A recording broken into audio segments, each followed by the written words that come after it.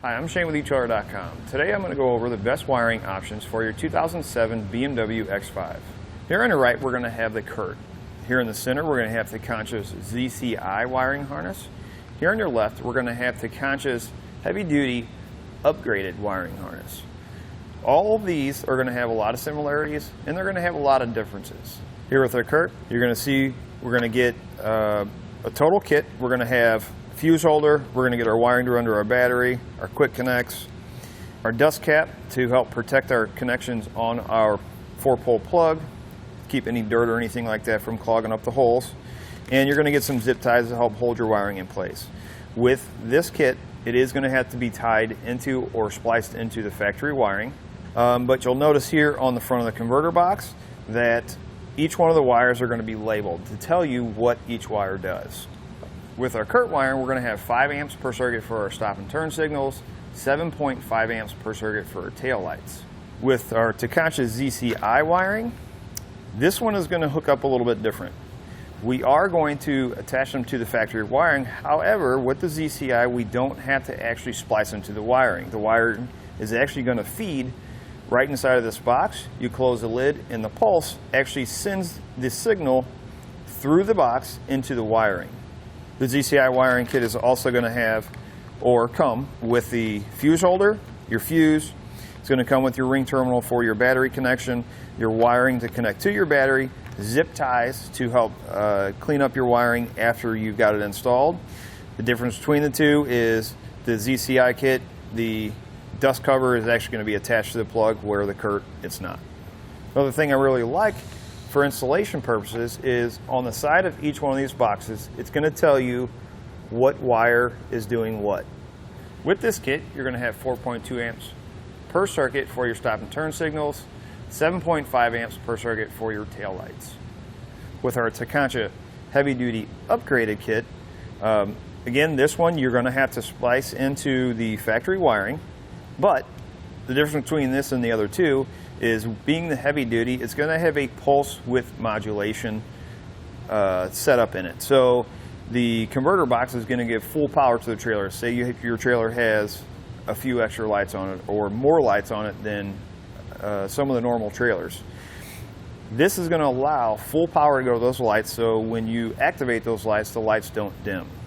This kit is also going to come with everything that I've mentioned with the other two.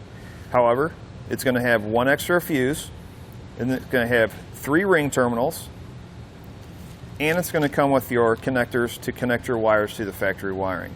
Along with that, it's also going to have a tester, which your other two are not going to have that. With the heavy-duty upgraded kit, you are going to have to follow the instructions to tell you which wires do what. This one's going to give you 4.2 amps per circuit for your stop and turn signals, 7.5 amps per circuit for your taillights. Now, one of the big key factors in a similarity with these is they're all going to have converter boxes. And what the converter box does is it protects the factory wiring on the BMW if there's a wiring issue with the trailer. Each one of our converter boxes is going to have a potting material inside. And what that does is it fills a hole inside of the box.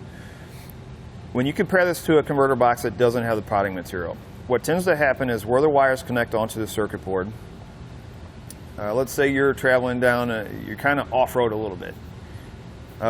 What happens is the vibration in the box causes those wires to come loose off the circuit board. With this potting material filling the hole inside of that box, it holds those wires onto that circuit board so that vibration does not disconnect them. Now, with all 3 of these having the potting material inside the box, it's going to make the box and the wiring, the circuit board, water resistant. So typically these are mounted inside the vehicle. If you wanted to mount them outside, you're not going to have to worry about the inside of the box corroding or anything like that. Now, if you notice, the converter boxes are a little bit different sizes. However, on the BMW, if you're mounting it inside the vehicle, there is quite a bit of space, so we're not going to have to worry about trying to find somewhere to mount it. Another thing I want to mention about the ZCI, although it may seem easy to hook up, which it is, again, you just lay your wire in there, you're going to have to splice into it. But there is a setup process. What I mean by that is, once you put your wire in there, you're going to have to go through each one of the signals so that the box can read whatever signal is coming through that wire. So even though this may seem a little bit easier, it is going to take about the same amount of time as the other two would be to install. In my opinion, if I had to pick one, I'm going to go with the HD, the heavy duty converter kit, so that if I have a trailer that maybe I want to add more lights on, I know this kit is going to allow those lights to get full brightness and not dim down like maybe the other two may. Again, I'm Shane with etrailer.com. I hope this video has helped you in deciding the best wiring options for your BMW X5.